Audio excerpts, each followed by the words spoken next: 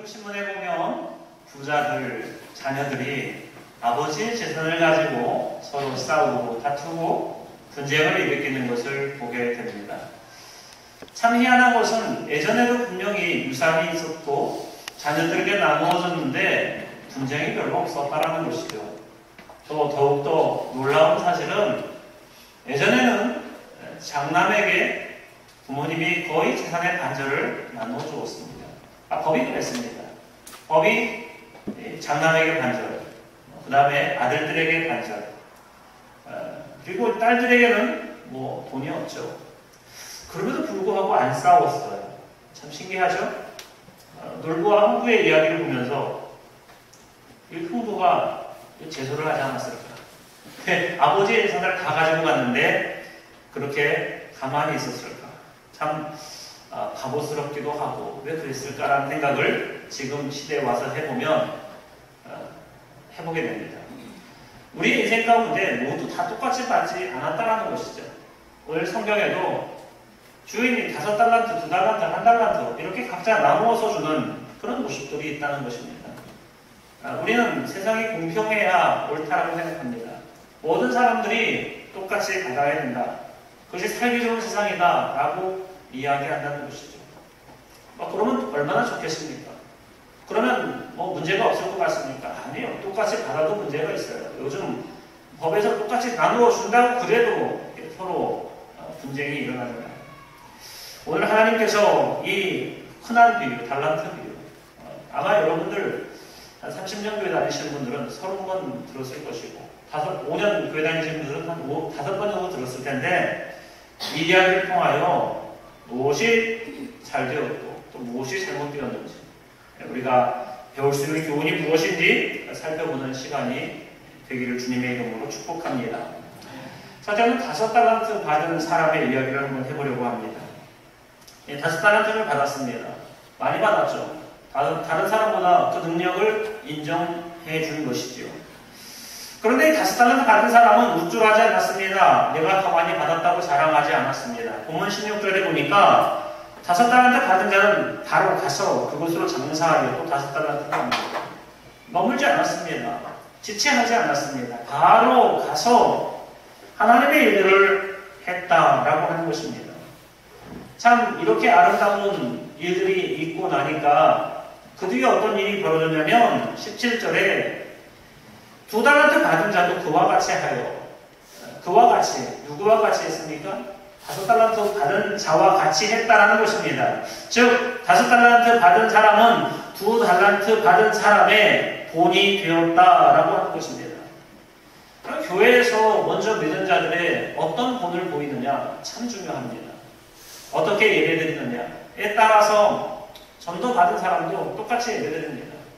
전도한 사람이 일주일에 한 번 나오면 나도 한 번 나오고 전도한 사람이 헌금 1,000원 드리면 나도 1,000원 드리고 어쩔 수 없어요. 그 본을 받게 되어 있다는 것이죠. 먼저 믿는 사람들의 모습이 참 중요합니다. 야고보서 3장 1절의 말씀 보니까 내 형제들아 너희가 선생된 우리가 더 큰 심판을 받은 줄 알고 선생이 많이 되지 말라라고 이야기합니다. 선생 되지 말라는 거예요. 여기서 말하는 것은 교회 학교 선생님 되지 말라 그런 얘기가 아니라 가르치는 사람만 되지 말라는 것입니다. 진짜 가르침은 무엇입니까? 학생들에게, 제자들에게 그 모습을 보여주는 것이죠. 예수님은 참 스승이라고 말씀하십니다. 예수님은 참 스승이시죠. 그런데 예수님은 많은 것을 가르쳐서 참 스승이 아니라 제자들에게 오늘 보였기 때문에 참 스승이 된 것입니다. 진짜 스승은 야, 너 이것도 몰라? 하고 학생의 꿀밤을 탁 주면서 면박을 주는 것이 진짜 선생이 아니라 그래, 네가 이걸 모르는구나. 나도 모르는 때가 있었어. 나도 영어가 어렵고 수학이 어려워서 포기하고 싶은 적이 있었지. 그런데 그때 포기하지 않고 내가 이렇게 선생이 되었단 말이야. 내가 네 마음을 알기 때문에 내가 너를 도와줄게. 너의 그 힘들고 어려운 마음들을 내가 보살펴줄게 라고 이야기하는 것이 참 스승 아니겠습니까? 보통 남편이 운전을 가르쳐주면 부부싸움이 많이 난다고 이야기합니다. 왜 부부싸움이 부부싸움이 많이 날까요? 남편은 아내를 가르칠 때 기능적으로 가르치려고 해요. 우리 때는 사실은 뭐 기어도 있고 크러치도 있고, 야 크러치 그 밟으라고 했잖아, 살짝 뛰라고 했잖아, 이렇게 막 면박을 주는 거예요. 뭘 가르쳐요? 지식을 가르치는 것이죠. 그런데 진짜 아내를 사랑하는 마음으로 가르친다면, 싸움이 안 나게 벌어지려면, 나도 운전 못했었잖아요. 처음부터 운전 잘하는 사람은 어딨어요? 몇 년씩 하다 보니까 숙달이 되고 잘하게 되어진 거죠. 그래서 내가 초보 운전의 실력 때, 내가 운전을 막 배울 때의 심정을 모두 동원하여서 아내를 가르치면 싸울 일도 없겠죠. 그리고 학원비도 물론 아낄 수가 있겠죠. 제가 금요일날 금요기도할 때 맏아들이 되라고 했습니다. 여러분, 선생님들이 되지 말고 맏아들이 되십시오. 맏아들은 어떤 역할을 해야 하느냐? 하나님께서 귀하고 아름다운 믿음을 먼저 주셨잖아요. 맏아들이 또 힘도 세고 경제력도 있잖아요. 반절씩 받았으니까. 그렇게 되면 그걸 가지고 교만하고 자만하라는 게 아니라 내가 뛰어나잖아. 그게 아니라 이 동생들에게 본이 되라는 것이죠. 사실은 저와 여러분들이 다 맏아들입니다. 먼저 하나님을 알게 되잖아요. 먼저 하나님을 사랑을 깨닫게 되었잖아요. 어디로 가야 참된 진리의 방향인지 우리는 알잖아요. 그렇기 때문에 우리가 그 사람들을 교만으로 대하는 게 아니라, 그 사람들을 면박 주고 하는 것이 아니라 오히려 그 사람들을 끌어안는 것이죠. 율법 교사가 되지 말고, 바리새인이 되지 말고 그들에게 다가가는 거예요. 여러분, 왜 교회가 세상에 욕을 얻어먹습니까? 우리가 무슨 나쁜 짓을 했다고, 그들에게 무슨 손해를 끼쳤다고. 그러나 뭐 때문에 욕을 얻어먹냐면 우리 마음속에 있는 오만함이에요. 우리가 잘났다는 거예요. 우리가 너무들보다 더욱더 경건하다는 거예요. 꼭 바리새인, 꼭 율법교사와 같은 생각을 가지고 세상을 대하는 거예요. 그게 아니라 아직도 하나님을 이해하지 못하는 사람들을 보면서, 야 너는 그 믿음도 없냐? 라고 면박을 주는 것이 아니라, 그래 나도 처음에는 안 믿어줬어. 나도 처음에는 도저히 상상이 안 갔지. 그러나 이렇게 믿다 보니 하나님께서 내 마음을 터치해 주시더라 라고 하면서 더 낮은 모습으로 그들에게 다가가는 것, 이것이 먼저 믿은 자의 자세고 5달란트 받은 장남의 자세라는 거예요. 저는 이 비유가 참으로 희한한 것이, 비율로 보면 약간 50% 되지 않습니까? 옛날에 장남이 반절받았다면서요. 이스라엘도 장남이 반절을 받고 나머지 재산을 형제들끼리 나눠 가졌어요. 5달란트 장남이잖아요. 저는 여러분들이 이 장남잼을 통하여서 많은 사람들에게 도움이 됐으면 좋겠어요. 특별히 어린 사람들이, 어린 친구들이 예배 드릴 때 더 아름다운 모습을, 예배하는 모습을 보여야 할 것이고요. 또 새신자들, 초신자들이 왔을 때, 참 집사님들, 권사님들, 이런 분들은 저렇게 찬송하는구나, 저렇게 기도하는구나, 저렇게 예배드리는구나 하는 모습들을 보여줄 수 있는, 5달란트 받은 자의 사명을 감당할 수 있는 저와 여러분들 다 되시기를 주님의 이름으로 축복합니다. 네. 다음에는 2달란트 받은 사람입니다. 아마 여러분들이 이 달란트 비유를 많이 들었어도 2달란트 받은 사람을 이렇게 메인으로 들어본 적이 없을 거예요. 항상 5달란트에 끼어가지고, 잘하지 않냐? 5달란트와 2달란트 함께 잘한 모습으로 비춰졌는데, 저는 2달란트 받은 사람이 더 훌륭하다고 생각을 해요. 여러분, 2달란트 받았어요. 비교식이 있잖아요. 아니 저 사람은 왜 5달란트고 나는 왜 2달란트야? 나중에 1달란트 받은 사람 뺏어서 5달란트 받은 사람에게 줘요. 아니 왜 똑같이 나도 100%를 남겼는데 그 1달란트 반으로 나눠가지고 0.5달란트씩 주는 것이 마땅하지 않아? 왜 나는 주지 않는 거야? 라고 비교를 할 수 얼마든지 있다는 거예요. 그런데 이 2달란트 받은 사람은 비교하지 않았다는 거예요. 불공평하다고 문제를 제기하지 않았다는 거예요. 여러분, 인생을 살다 보면 모두 1등이 될 수가 없어요. 1등은 극소수예요. 올림픽에서 금메달 따는 선수들 1000명이 오면 그 중에 1명, 100명이 오면 1명, 그런 거예요. 정교회에서 1등 아무 좋아하지 마세요. 그 정교회에서 한 명 해야 되는 거거든요. 또 꼴등도 많지 않아요. 밑바닥 인생, 밑바닥 인생이라고 해봐야 여러분 바닥에 더 있잖아요. 또 살펴보면 나보다 못한 사람들 많이 있잖아요. 우리는 항상 보면 중간이에요. 우리는 대부분 2달란트 받은 사람이에요. 그런데 왜 우리가 불행하냐? 날마다 한 5달란트 받은 사람하고 비교하기 때문에 그렇다라는 거예요. 그런 인생들을 우리가 살고 있다라는 거예요. 그러니 문제가 되는 거죠. 마태복음 20장에 보면 포도원 품꾼의 비유가 나옵니다. 6시에 나온 사람, 9시에 나온 사람, 또 12시에 나온 사람, 3시에 나온 사람, 5시에 나온 사람 있죠. 여러분 대부분 알 텐데 보통 하루 일당이 한 데나리온, 우리 식으로 이야기하면 10만 원쯤 되겠죠. 하루 일당이 10만 원쯤 되니까. 아침 6시에 가가지고 가서 보는 거예요. 일꾼들이 있는지. 일꾼들이 먹을 곳이 없으니까 일하러 나왔죠. 그래서 그 사람들에게 왜 한 데나리온씩 줄 테니까 가자. 간 거예요. 일하러 간 거예요. 또 주인이 9시에, 12시에, 3시에, 심지어 일 끝나는 1시간 전인 5시에 또 장터에 가가지고 노는 사람들이 있는가 해서 데리고 온 거예요. 자, 이제 주는데 저는 하나님께서 처음에는 지혜가 없다. 아니 주인이 왜 이렇게 지혜 없이 주냐. 주려면 어떻게 누구부터 줘야 돼요?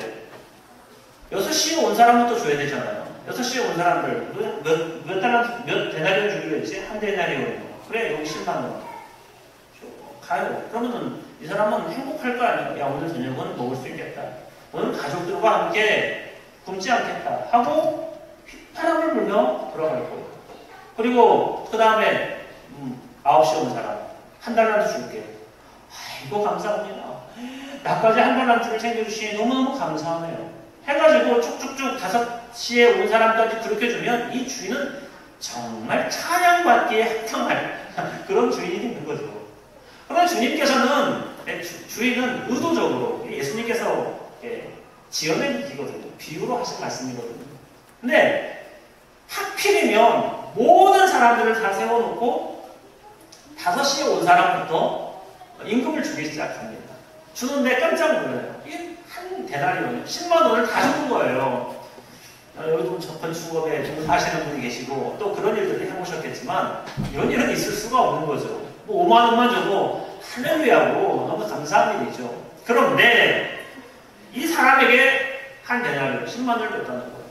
3시에 온 사람, 12시에 온 사람, 아침 9시에 온 사람, 6시에 온 사람 똑같이 다 한 데나리온씩 주는 거예요. 한 데나리온이 그 9시에 아침에 일찍 온 사람이 굉장히 화가 나겠죠. 또 열받겠죠.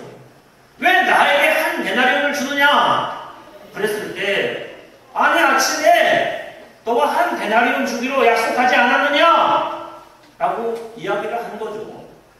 그러면 주인이 법을 저질렀으니까? 임금을 체불했으니까? 문제가 있어요? 아니죠. 계약한 대로 줬는데 그것 때문에 화가 나는 거예요.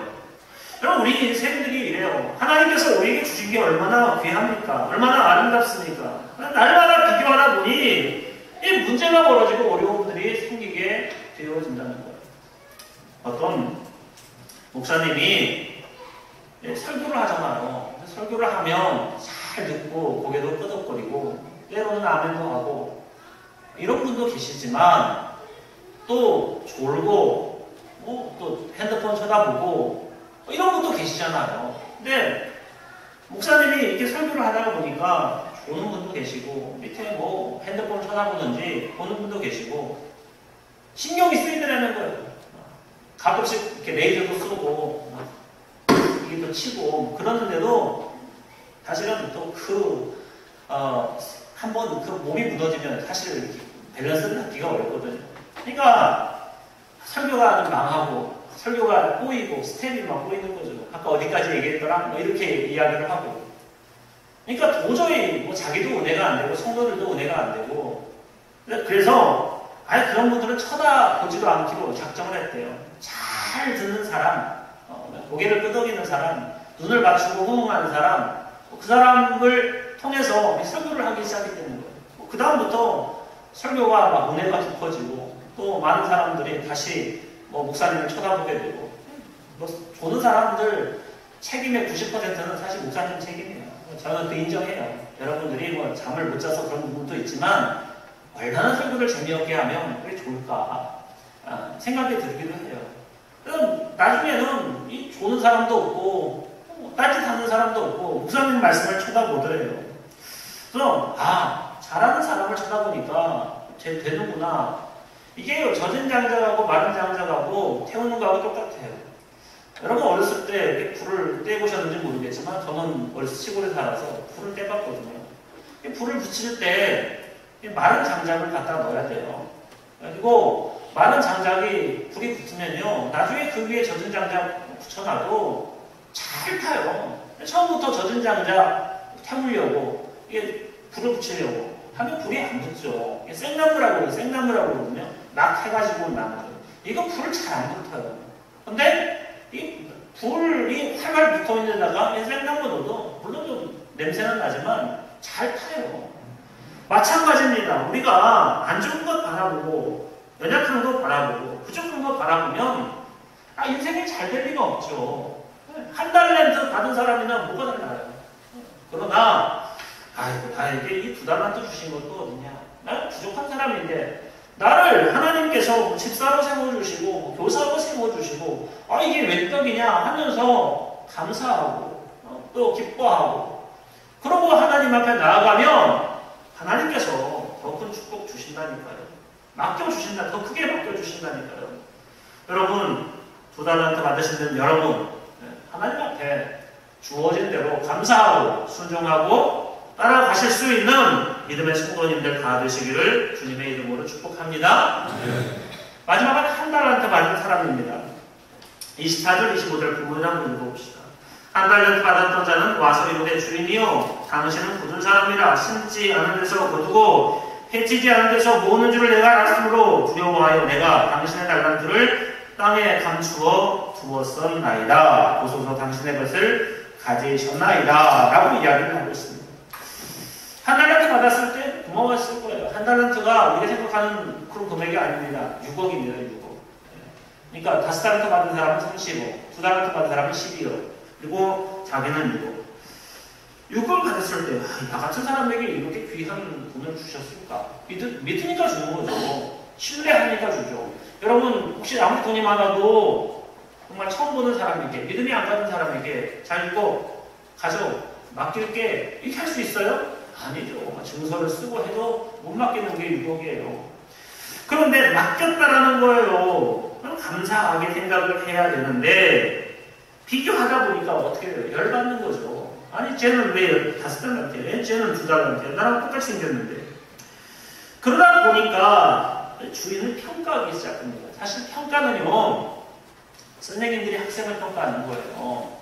요즘 뭐 말도 안 되는 얘기를 해요. 학생이 선생님을 평가한다. 뭐 이렇게 학부모가 평가한다.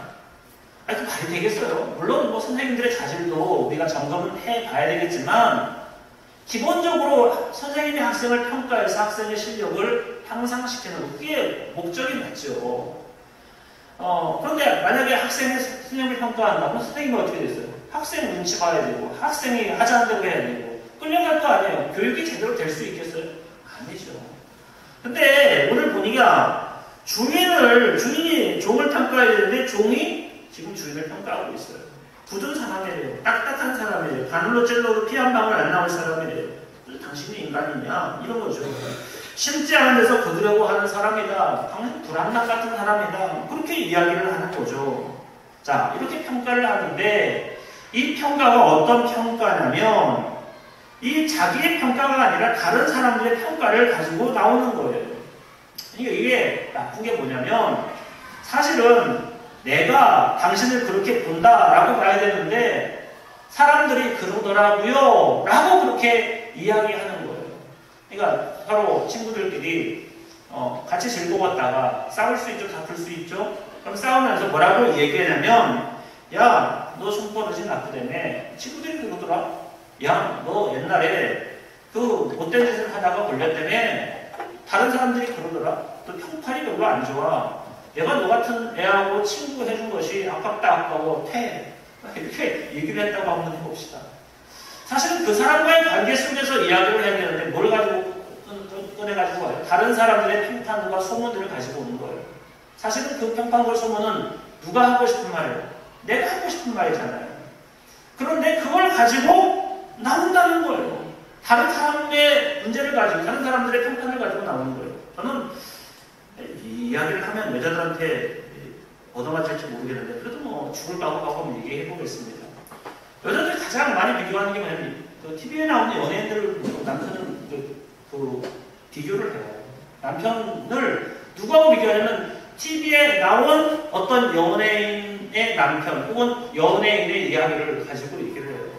연예인은 그 여자들에게 되게 좋은 이야기를 하려고 하는 거잖아요. 설거지도 해준다, 밥도 해준다, 뭐 요리도 해준다, 뭐 청소도 해준다, 뭣도 해준다, 다 얘기해준다. 뭐 결혼식에는 뭘 해줬고, 몇 주년 되는 뭐 다이아몬드 해줬고, 이런 걸 얘기하잖아요. 이 여자들이 얘기하는 거죠.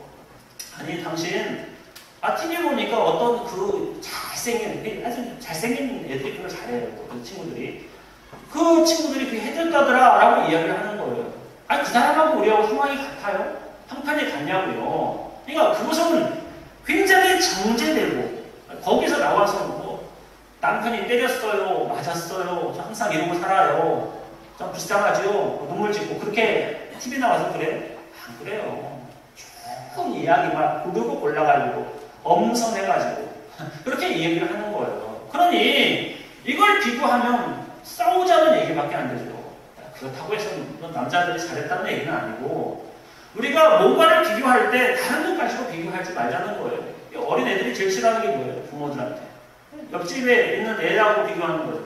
비교하는 거 정말 자존심 상하고, 또 우리가 상황과 다른 상황이잖아요. 또 애들도 할 말은 있어요. 말을 안 해서 애들이 착해서 엄마는 뭐, 아빠는 뭐, 다른 집하고 비교하면 또 그럴 수 있잖아요. 그러니까 우리 인생 가운데 이 비교의식이 굉장히 나쁘고, 그 비교를 다른 사람과 가지고 와가지고 비교한다는 것은 더 나쁜 거라는 것이죠. 그래서 뭐라고 해요? 주인이 26절에 악하고 게으른 종아라고 이야기하고 있어요. 악하라는 것은 호네로스라고 하는 말인데 병들었다라고 하는 말이에요. 사실 왜 나쁜 생각만 하냐, 왜 좋지 않은 것만 바라보냐 라고 그렇게 훈계하는 것이죠. 주인이 호의를 베풀었지만 그 호의를 온전히 감당하지 못하고, 나는 부족한 인생인데 하면서 주인에게 따지고 묻는 이런 자세들이 얼마나 악한 것인가 라고 하는 것을 성경은 말하고 있습니다. 미국의 햄버거 가게 이야기 하나 해드릴게요. 인앤아웃 버거라는데, 미국에 가면 여러분들 드셔볼 수 있을 거예요. 굉장히 유명한 맛집이라고 얘기를 합니다. 근데 우리나라에는 아직 안 들어왔어요. 쌕쌕버거라고 하는 그런 햄버거집이 열렸는데, 사실은 이 인앤아웃 버거하고 사실은 쌍벽을 이루는 미국 버거 체인점이거든요. 그것 때문에 하루 종일 이렇게 기다리고 장사진을 이루었다라고 하는 기사를 본 적이 있는데, 이 인앤아웃 버거 얘기를 해드릴게요. 사실은 굉장히 초라했습니다. 시작은. 남자는 2차 대전을 마치고 온 폐역 군인이었고요. 여자는 광부의 딸이었습니다. 정말 사업을 하고 싶은데 돈이 거의 없는 거예요.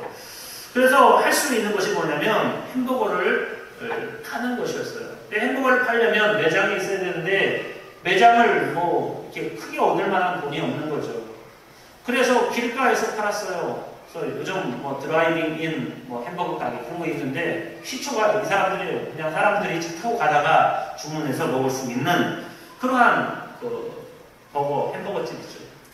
그래서 돈이 없지만 그래도 정말 잘해야 되겠구나 생각을 하고, 처음에 햄버거 가게를 차렸는데 냉장고 살고 이런 것이 없더래요. 아무래도 돈이 없으니까.